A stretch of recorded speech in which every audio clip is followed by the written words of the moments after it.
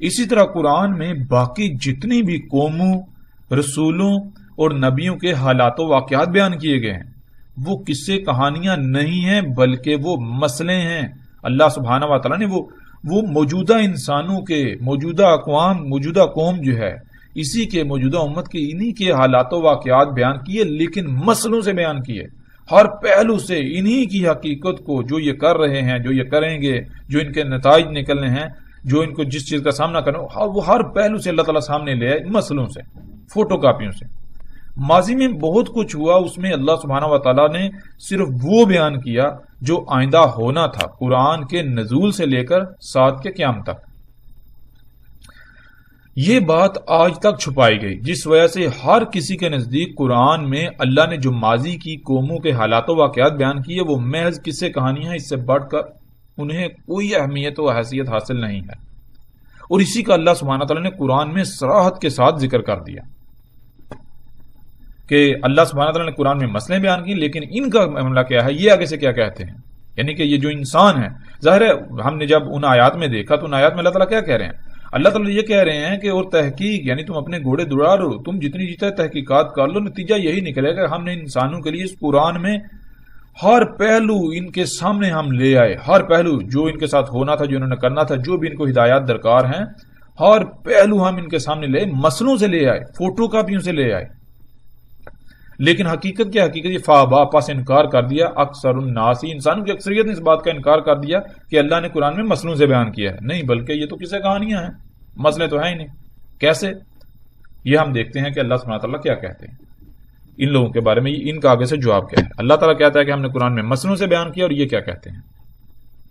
قرآن میں 9 مقامات پر اس بات کا ذکر ہے، 9 مقامات پر۔ ان 9 مقامات پر کیا ہے؟ یہی بات ہے، یہی چیز کہ جب ان کے سامنے اللہ کی آیات کو رکھا جاتا ہے، کھولا جاتا ہے، تو بجائے اس کے کہ یہ ان کو تسلیم کر لیں، مان لیں کہ یہ اللہ نے مسئلے بیان کی، یہ پہلی قوموں کے قصے کہانیاں نہیں، لیکن ان کا معاملہ کہ یہ آگے سے جھگڑا ہی کرتے ہیں۔ سورہ الانعام کی آیت نمبر 25 آپ دیکھ رہے ہیں، اس میں کیا ہے؟ وَإِن يَرَوْا كُلَّ آيَاتٍ لَا يُؤْمِنُوا بِهَا حَتَّى إِذَا جَاءُوكَ يُجَادِلُونَكَ يَقُولُ الَّذِينَ كَفَرُوا إِنْ هَذَا إِلَّا أَسَاطِيرُ الْأَوَّلِينَ۔ اب اس سے بڑھ کر اور بات کیا ہو سکتی ہے؟ یعنی کہ اللہ سبحانہ تعالیٰ کیا کہہ رہے؟ وَإِن، اور اگر یارو دیکھ لیں، کل آیات، تمام کی تمام آیات، تمام کی تمام آیات، اللہ سبحانہ تعالیٰ نے قرآن میں جن آیات کا ذکر کیا، کون سی آیات کا ذکر کیا؟ آسمانوں اور زمینوں میں، کائنات میں چھیڑ چھاڑ نہ کرو، پنگے نہ لو، فطرت کے اندر تبدیلی نہ کرو، فطرت کو نہ بدلو، ورنہ یہ ہوگا وہ ہوگا، آسمان پھٹ جائے گا، زلزلے جائیں گے، طوفان آئیں گے۔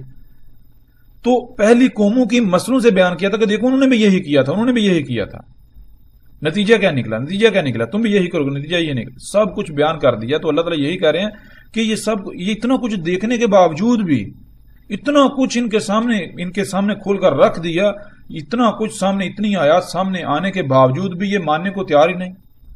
نہ صرف یعنی ہر لحاظ سے وہ پریکٹیکلی عملاً وہ آیات آ گئیں، سامنے آ گئیں۔ تو اللہ تعالیٰ کہتے ہیں اگر یہ تمام کی تمام آیات بھی دیکھ لیں گے تو یہ تسلیم کرنے والے، یہ ماننے والے ہیں ہی نہیں۔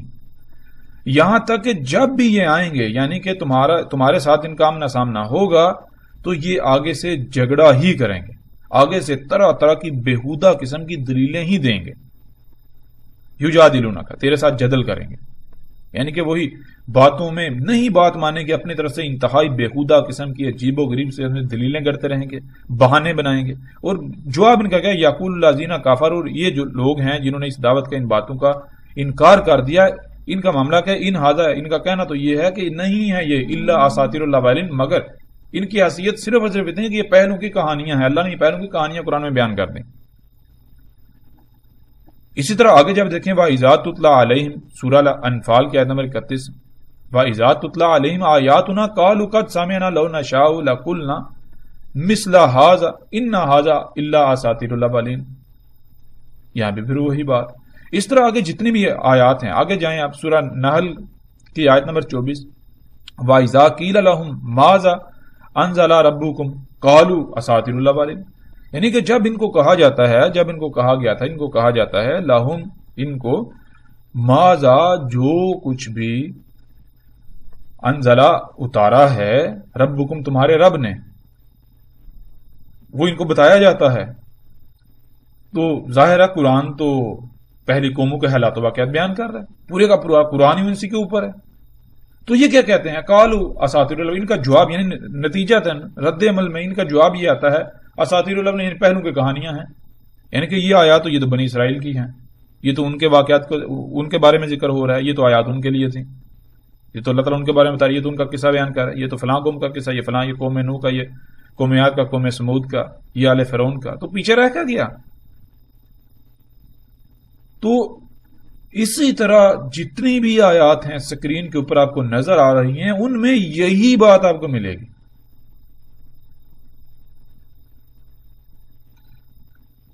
کیا بات ملے گی؟ جیسے کہ آپ یہ دیکھیں انتہائی چونکا دینے والی آیت ہے، وہ آیت کیا ہے؟ سورہ نمل کی آیت نمبر 68. اس میں کیا ہے؟ اس میں یہ ہے کہ لقد وعدنا، تحقیق کے، یعنی کہ تم الٹا یہ کہہ رہے ہیں جو دعوت دے رہا ہے اس کو کہہ رہے ہیں، یعنی کہ الٹا اللہ کو یہ کہہ رہے ہیں، اللہ کے نمائندوں کو، اللہ کے بھیجوں کو یہ کہہ رہے ہیں، جو ان کو اللہ کی طرف دعوت دے رہے ہیں ان کو یہ جواب دیتے ہیں الٹا کہ تم تحقیق کرو. الٹا کیا؟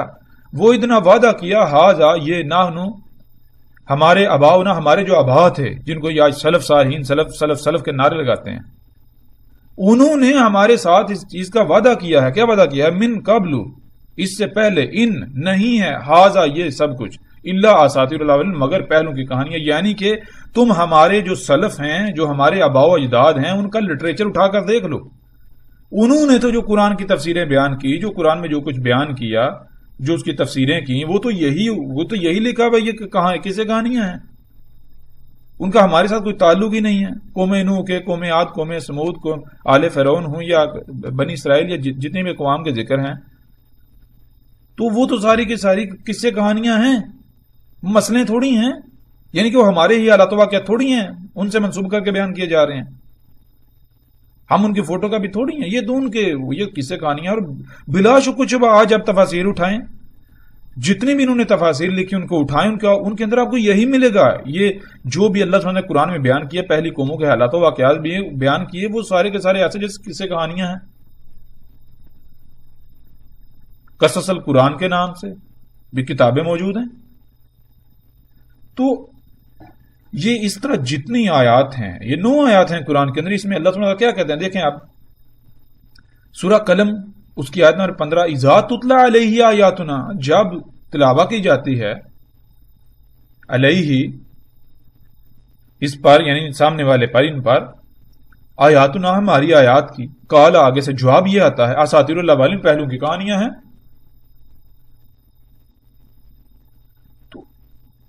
اب یہ چیز ہے، یہ جو ہم نے جان لیا کہ اللہ سبحانہ و تعالی نے سورہ زمر میں اس بات کو واضح کر دیا کہ اللہ سبحانہ و تعالی نے اتارا حسن الحدیث کو، نہ صرف حسن الحدیث بلکہ اس کو مسانی بھی کہا. اور آیت کے آخر میں اللہ سبحانہ نے یہ واضح کر دیا کہ اللہ تعالیٰ ہدایت کیسے دیتا ہے.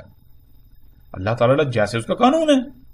اللہ سبحانہ نے قانون کیا بنا دیا؟ اللہ سبحانہ نے قانون یہ بنا دیا کہ یہ قرآن جو ہے اس میں ہم نے مسئلے بیان کیے ہیں، ہم نے پہلوں کے قصے کہانیاں بیان نہیں کیے.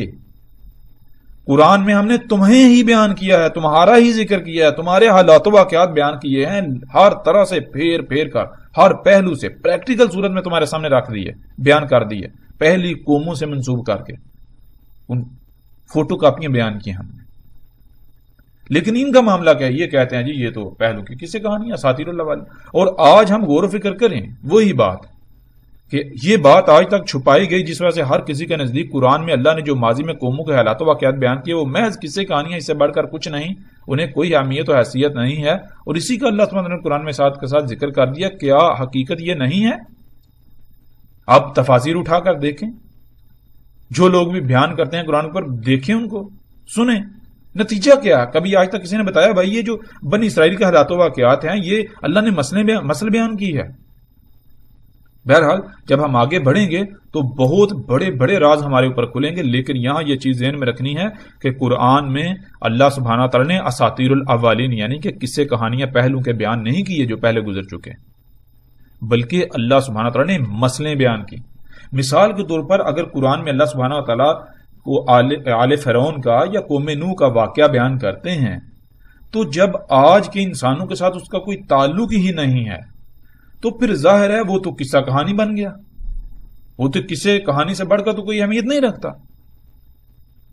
مسل تو تب ہوگا جب ہم اس سے فوٹو کاپی تسلیم کریں گے، یعنی کہ وہ قوم نوح کے حالات و واقعات نہیں بیان کیے جا رہے بلکہ حالات و واقعات موجودہ انسانوں کے بیان کیے جا رہے ہیں، لیکن بالکل یہی پہلے قوم نوح کر چکی، اس وجہ سے اللہ تعالیٰ نے قوم نوح سے منسوب کر کے یعنی فوٹو کاپی کے طور پر بیان کیا،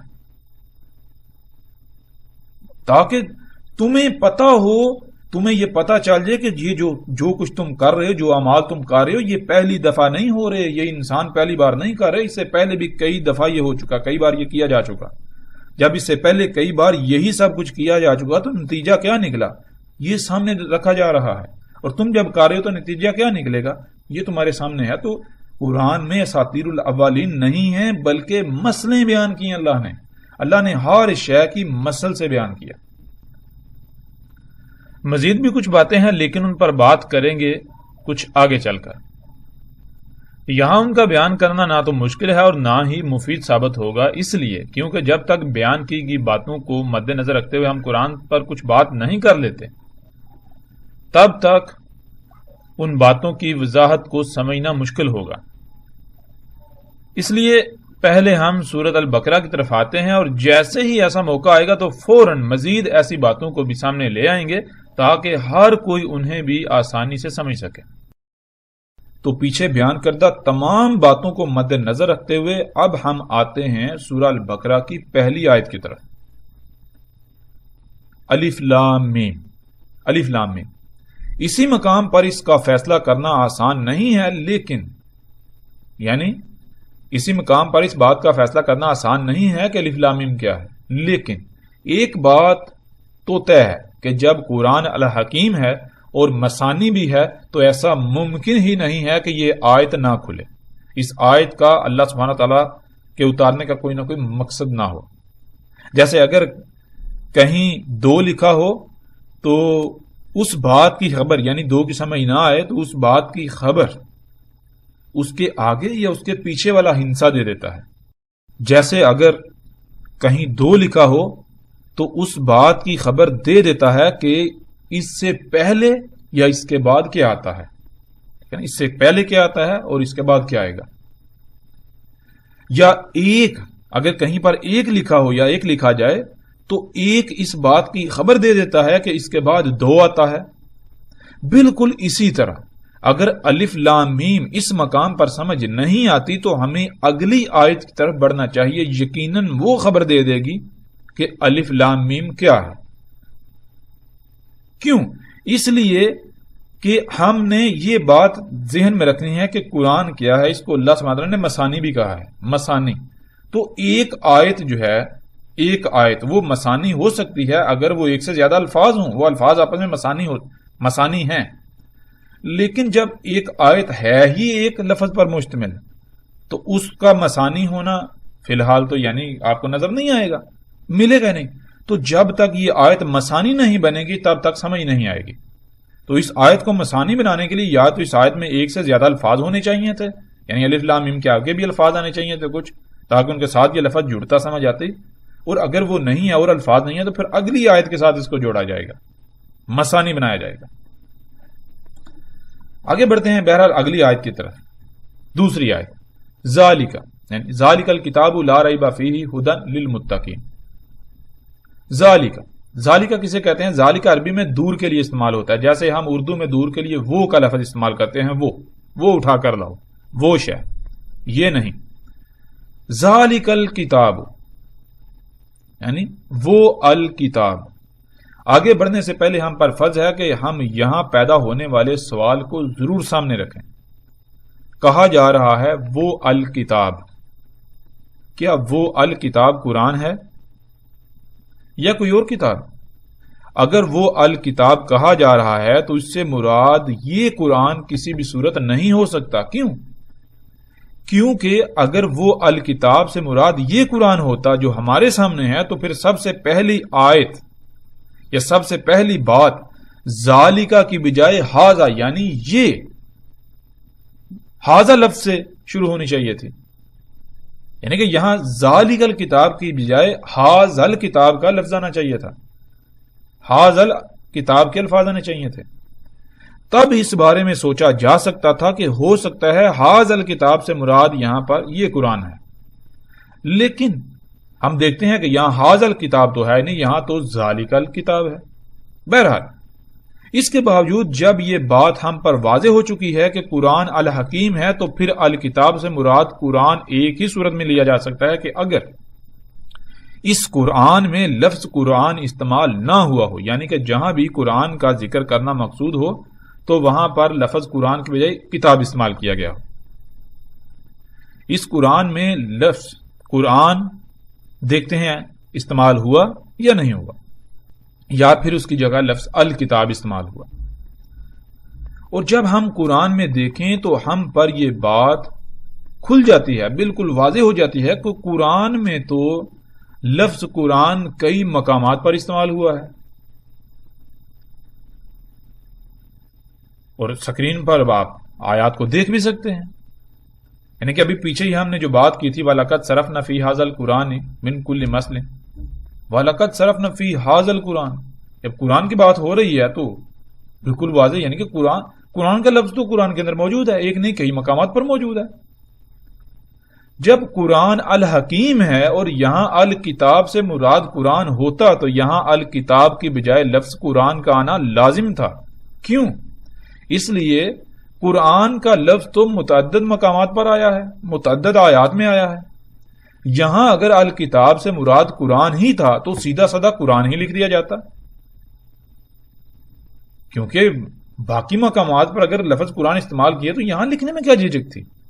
لیکن ہم جان چکے ہیں کہ قرآن الحکیم ہے، یعنی اللہ سبحانہ تعالیٰ نے جو الفاظ جہاں جہاں جیسے جیسے جس فرق کے ساتھ بیان کیے، استعمال کیے، ان میں رائی برابر بھی کوئی کمی زیادتی تبدیلی ممکن نہیں ہے. ہم الفاظ کو نہیں بدل سکتے. ہمیں یہ جاننا پڑے گا کہ یہاں یہ فرق رکھا گیا تو کیوں رکھا گیا. جب تک ہم وہ فرق نہیں سمجھیں گے تب تک ہمیں ہدایت نہیں ملے گی، ہم حقیقت تک نہیں پہنچ سکیں گے. ہم جان چکے ہیں کہ قرآن الحکیم ہے، تو پھر یہ کسی بھی صورت ممکن نہیں ہے کہ قرآن کے الفاظ میں رائی برابر بھی کوئی رد و بدل کریں، ورنہ قرآن کے الحکیم ہونے کا کفر ہوگا. پھر جب ہم قرآن میں لفظ قرآن تلاش کریں تو ہمیں قرآن میں مختلف مقامات پر، یہاں تک کہ ایک ہی آیت میں لفظ قرآن اور الکتاب دونوں کا ذکر ملتا ہے، جیسا کہ آیات میں آپ دیکھ سکتے ہیں.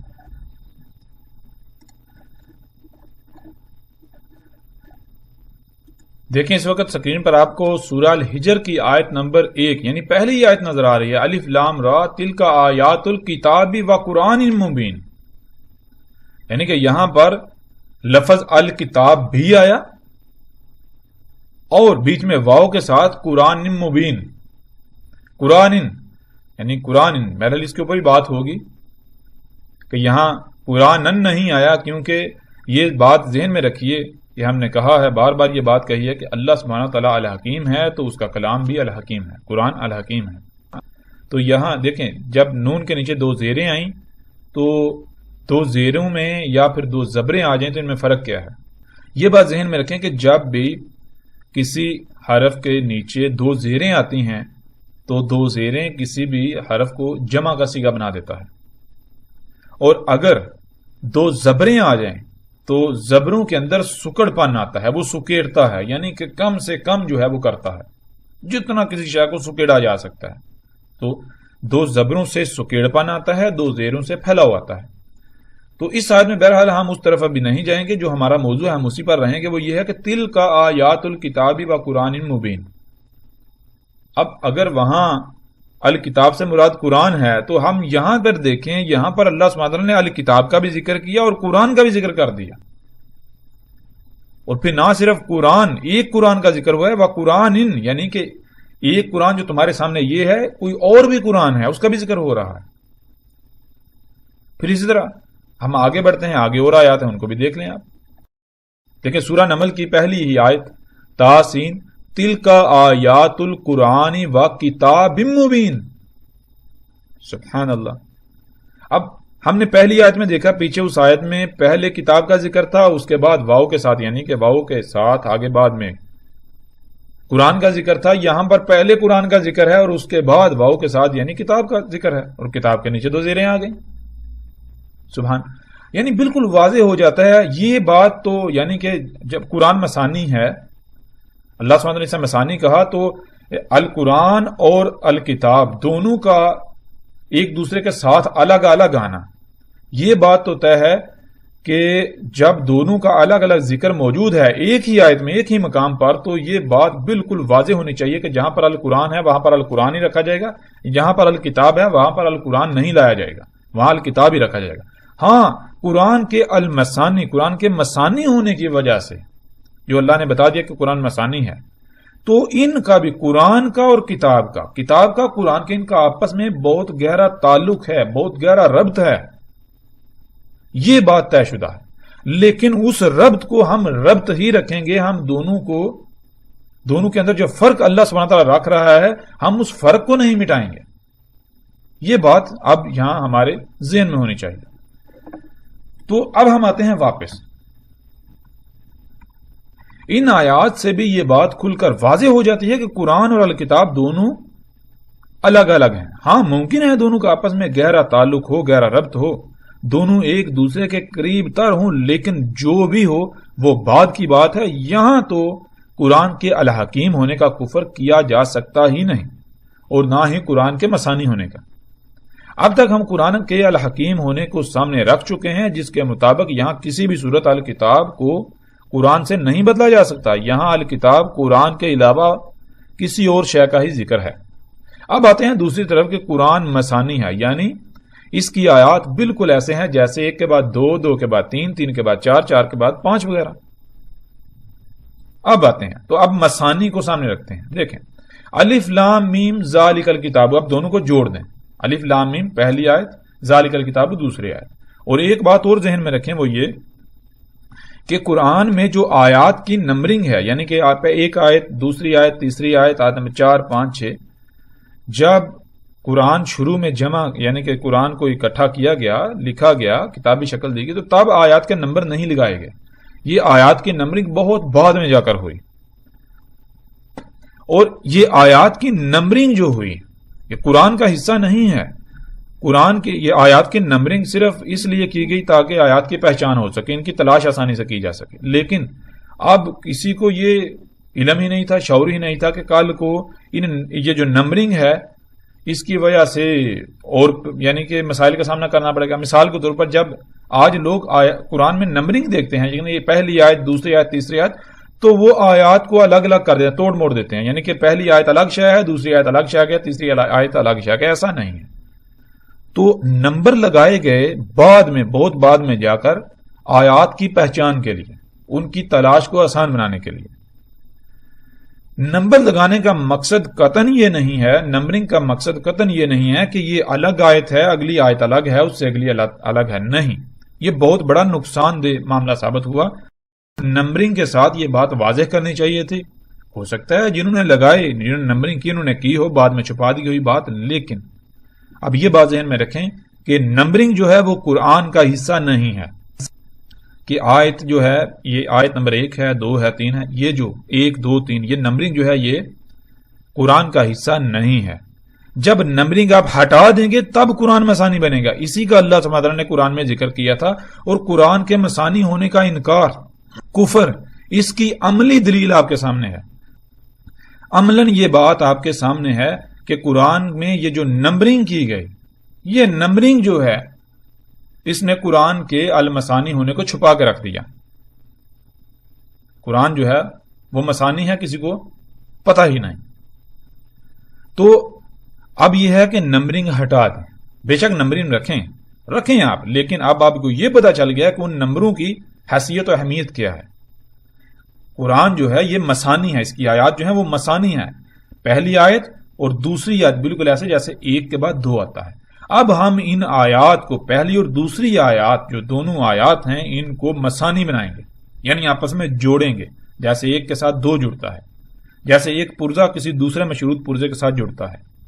الف لام میم ذالک الکتاب، الف لام میم وہ کتاب ہے. ہم جب ان دونوں آیات کو مثانی بنائے جس سے ان کا آپس میں ربط قائم ہو جائے تو ساری کی ساری بات کھل کر سامنے آ جاتی ہے. کسی قسم کا کوئی شک و شبہ نہیں رہتا کہ الف لام میم کیا ہے. دونوں آیات کو مثانی بنائیں یعنی آپس میں ملا کر دیکھیں, ملا کر پڑھیں تو بات کھل کر سامنے آ جاتی ہے.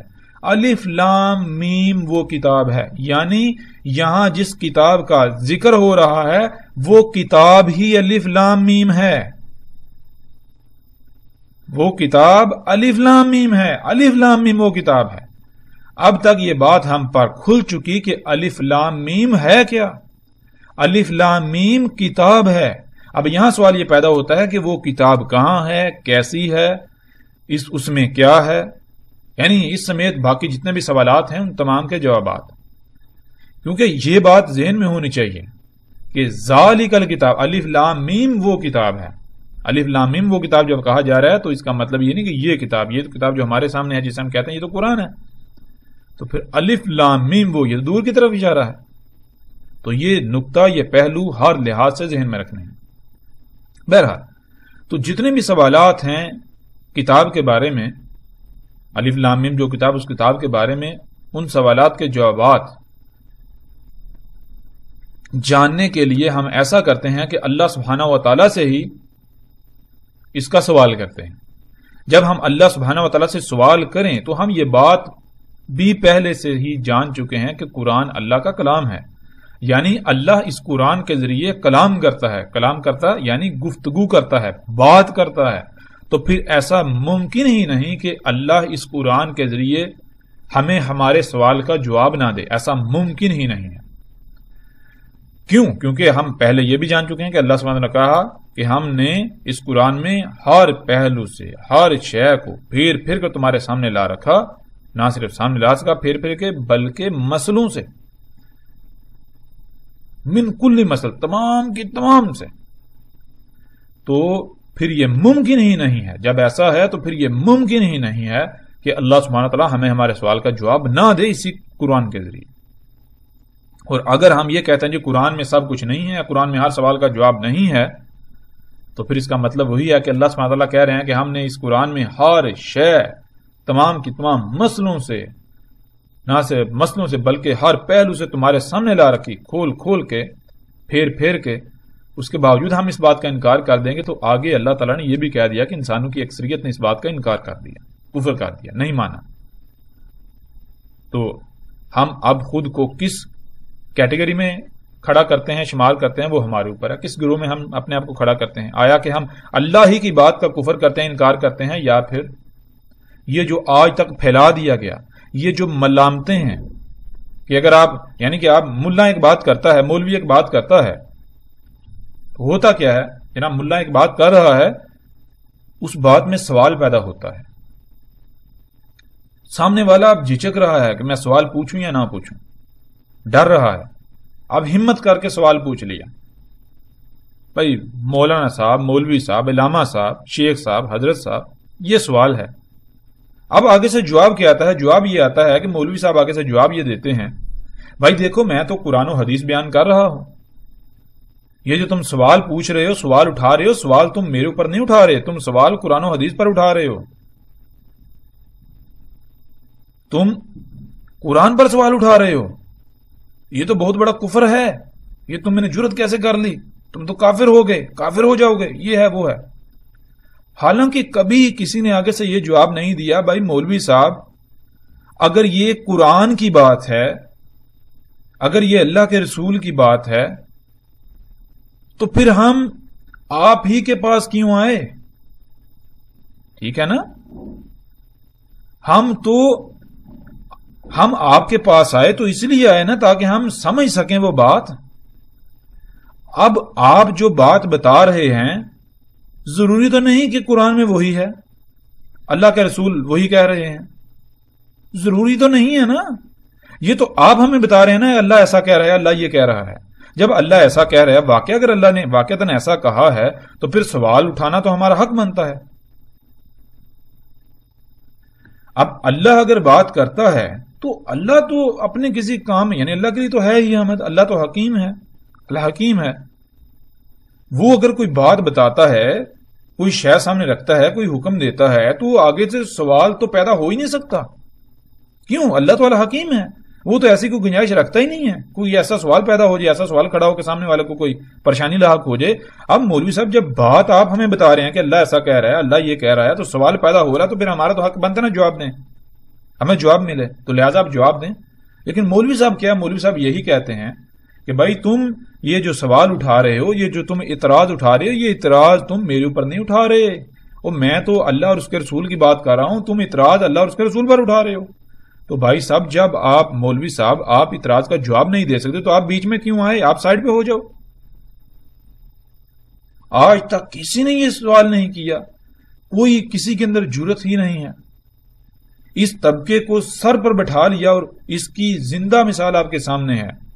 پیچھے ہماری جتنی بات ہو چکی، کیا آج تک ان باتوں کا آپ کو علم تھا؟ پھر دوسری بات یہ ہے کہ ہو سکتا ہے کوئی یہ کہے کہ یہ شخص اپنی طرف سے جناب باتیں بنا کے بیان کر رہا ہے. اگر ایسا کوئی کہتا ہے، سمجھتا ہے، تو پھر دعوت ہے، پھر الحمدللہ آپ کو اس طرف سے دعوت ہے کہ آپ ہماری ان باتوں کو غلط ثابت کر کے دکھائیں. آپ پوری کی پوری دنیا کو، جو بڑے بڑے ملا ہیں، ملاٹے ہیں، ان سب کو جمع کر لیں، ہماری اس بات کو غلط ثابت کر کے دکھائیں. ٹھیک ہے؟ ہم دیکھتے ہیں اگر ہم غلط ثابت ہوتے ہیں تو جو سزا، جس سزا کا آپ تعین کریں گے، ہم وہ بھگتنے کو تیار ہیں.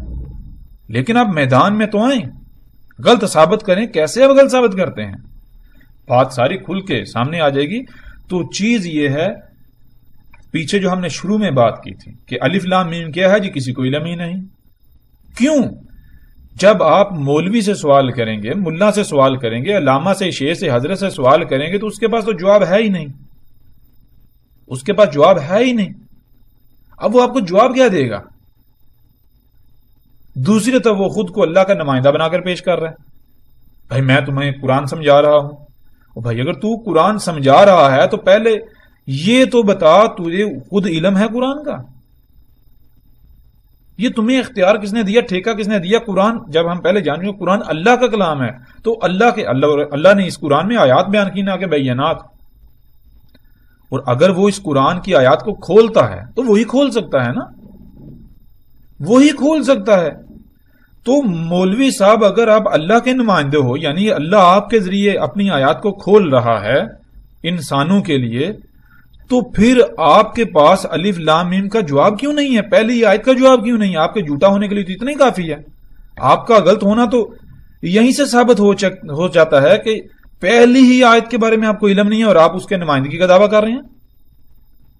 بھائی اللہ نے تو قرآن میں آیات بیان کی. آیت کسے کہتے ہیں؟ پیچھے ہم جان چکے ہیں کہ پوری شے کو چھپا کر اس کا ایک چھوٹا سا پہلو سامنے رکھنا. اب اللہ کو پتا ہے اس نے کیا چھپا دیا. اب آیت ہے، اللہ کی آیت ہے، تو اللہ ہی بیان کر سکتا ہے، یعنی اس کو کھول سکتا ہے، اس کو ہر پہلو کے سامنے لا سکتا ہے. بھائی ہم نے کیا چھپایا تھا؟ اب تم کہہ رہے ہو میں اللہ کا نمائندہ ہوں. ظاہر ہے اللہ جب قرآن کھولتا ہے کسی پر تو اسی طرح کھولتا ہے. اللہ تو انسانوں میں سے، انسان جو کہ بشر ہیں، ان میں سے کسی ایک بشر کا انتخاب کرتا ہے. کیسے کرتا ہے؟ جیسے اس کا قانون اس بشر کے ذریعے پھر اللہ کلام کرتا ہے، جیسے اللہ موت رسولوں کی صورت میں، نبیوں کی صورت میں کلام کرتا رہا ہے. تو اگر آپ اس چیز کے دعوے دار ہو، بھائی آپ اللہ کی آیات کو بیان کرنے آئے ہو، اللہ کی آیات کو بیان یعنی کھول رہے ہو انسانوں کے لیے، تو بھائی پہلی ہی آیت کا جواب آپ کے پاس نہیں ہے. آپ پہلی ہی آیت کو کھولنے سے قاصر ہیں. آپ کو تو اتنا ہی علم نہیں کہ قرآن میں آسانی ہے، آپ کو اتنا ہی علم نہیں قرآن الحکیم ہے. قرآن میں اللہ سبحانہ تعالیٰ نے الگ الگ الفاظ استعمال کیے. آپ درجنوں الفاظ ہیں ان کا ایک ہی معنی بیان کر دیتے ہیں، ایک ہی ترجمہ کر دیتے ہیں. یہ قرآن الحکیم ہوا؟ آپ کو تو اتنا ہی شعور نہیں ہے، اتنا علم نہیں ہے قرآن الحکیم ہے، اور آپ اللہ کی نمائندگی کے دعوے دار بنے ہوئے ہیں. اور حیرانگی ہوتی ہے، انتہائی دکھ اور افسوس کی بات یہ ہے، دکھ ہوتا ہے آگے سے لوگوں کو دیکھ کر، وہ ان ملاؤں کو اپنے سر پر بٹھائے ہوئے ہیں، سر پر بٹھائے ہوئے ہیں. کسی سوال کا جواب نہیں ہے ان کے پاس، لیکن الٹا سر پر بٹھائے ہوئے ہیں، ان کو پوچھ رہے ہیں، ان کو اپنا رب بنایا ہوا ہے. وہ حلال کہیں گے حلال ہے، وہ حرام کہیں گے حرام ہے. اگر کوئی بھی بندہ اگر بات کہے گا بھائی علماء سے تصدیق کرو، بھائی پورے قرآن میں لفظ علماء ہے ہی نہیں کہ علماء سے جا کے سوال کرو. پورے قرآن میں کوئی بندہ یہ ثابت نہیں کر سکتا اللہ تعالیٰ نے قرآن میں یہ کہا ہو کہ علماء کی یہ ٹھیکیداری ہے. پورے قرآن میں یہ بات نہیں ہے. پورے قرآن میں اللہ تعالیٰ نے یہ نہیں کہا کہ جا کے علماء سے سوال کرو. تراجم تمہارے میں ملے گا، عربی میں یہ بات نہیں ملے گی کہ اللہ نے یہ کہا کہ علماء سے جا کے سوال کرو. نہیں، کہیں اللہ نے یہ نہیں کہا. علماء مطلب ذہن میں رکھیں، یہ جو طبقہ ہے، یہ جو ملا طبقہ، ان کے بارے میں کیا اللہ سبحانہ تعالیٰ نے کہا. جیسے جیسے ہم آگے بڑھیں گے تو اللہ کے فضل سے ہر شے، ہر بات کھل کر سامنے آتی چلی جائے گی. اور کوئی بھی یہاں یہ اخذ نہ کرے کہ ہم اس ملا پارٹی کے، ملاازم کے، ان کے ذاتی دشمن ہیں، ہماری ان کے ساتھ دشمنی ہے. نہیں، ہمارا کسی فرقے سے کوئی تعلق نہیں ہے، کسی گروہ سے، کسی تنظیم سے، کسی جماعت سے، کسی بھی گروہ، تنظیم، فرقے سے، مسلک سے کوئی تعلق نہیں. بالکل کسی قسم کا کوئی تعلق نہیں. ہاں، ہم کون ہیں؟ ہم خالصتاً اللہ کے غلام ہیں، اس سے بڑھ کر ہم کچھ نہیں ہیں. ہماری حیثیت بالکل ایسے ہے جیسے مثال کے طور پر آپ کے ہاتھ میں ایک اوزار ہوتا ہے، اس اوزار سے آپ جو چیز کریں. وہ اوزار خود سے کیا ہے؟ ایک بے جان پتلا ہے، ایک ٹول ہے، بس. تو ہماری حیثیت بھی بالکل ایسی ہے. ہم اللہ کے غلام ہیں، اللہ کے عبد ہیں. غلام آپ جانتے ہوں گے غلام کسے کہتے ہیں. تو اس سے بڑھ کر ہمارا نہ تو کوئی تعارف ہے، نہ ہی ہوگا، نہ ہو سکتا ہے. تو لہذا کوئی بھی یہ نہ کہے کہ یہ فلاں فرقے سے تعلق رکھتا ہے، اس وجہ سے بات کر رہا ہے، فلاں سے یہ ہے، وہ ہے. تو وہ اگر آپ ایسی باتیں سوچ کر، یہ باتیں کر کے اگر آپ حق کو انکار کرنے کے لیے کوئی دلیل اخذ کریں گے، کوئی بہانہ تلاش کریں گے، بہانہ اخذ کریں گے، تو وہ آپ سوائے خسارے کے کسی شے کا سودا نہیں کریں گے. ہمارا تو کچھ بگڑنے والا نہیں. ہمیں نہ تو کوئی گروہ بنانا ہے، ہمیں نہ تو کوئی فرقہ بنانا ہے، ہمیں نہ تو آپ سے کسی قسم کے مال کی درخواست ہے، نہ ہمیں شہرت چاہیے، ہمیں کچھ بھی نہیں چاہیے. ہمارا مقصد کیا ہے؟ جب ہم یہ کہہ رہے ہیں ہم اللہ کے غلام ہیں، تو اللہ سبحانہ و تعالیٰ نے ہمارے اوپر ایک ذمہ داری عائد کی، بھائی تمہارا یہ کام ہے تو ہم نے وہ کام کرنا ہے، بات ختم. آگے سے رد عمل کیا آتا ہے اس کا ہمیں کوئی پرواہ نہیں ہے، اس کی ہمیں کوئی فکر نہیں ہے. کیوں؟ ہمیں فکر تب ہونی چاہیے جب ہم اپنی ذات کے لیے کچھ کر رہے ہوں، ہمارا ذاتی کام ہو، ہمارے ذاتی مفادات جو ہیں وہ ان کو ٹھیس پہنچ رہی ہو، ان کو ٹھیس پہنچ رہی ہو، ان کو ضد پہنچ رہی ہو.